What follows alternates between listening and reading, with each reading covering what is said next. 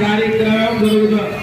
కన్యాదానం అంటే ఇప్పుడు ఉండేటువంటి ఆ శ్రీదేవి భూదేవి అమ్మవారి కూడా మీరు ఆ వెంకటేశ భగవానుడికి కన్యాదానం చేస్తున్నారంటే ఆ అమ్మవారి యొక్క తల్లిదండ్రుల స్థానంలో కూర్చుని మీరు ఆ యొక్క వెంకటేశ్వర స్వామికి కన్యాదానం చేసుకున్నట్టుగా భావన చేయాలి.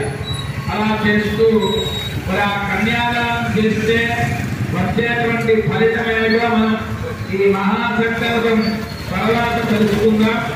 అందరూ కూడా ఓం నమో వెంకటేశాయ అనేటువంటి నామాన్ని ఈ మనస్సులో చెప్తూ ఆ మహాసంకల్పాన్ని శ్రవణం చేయండి. ఓం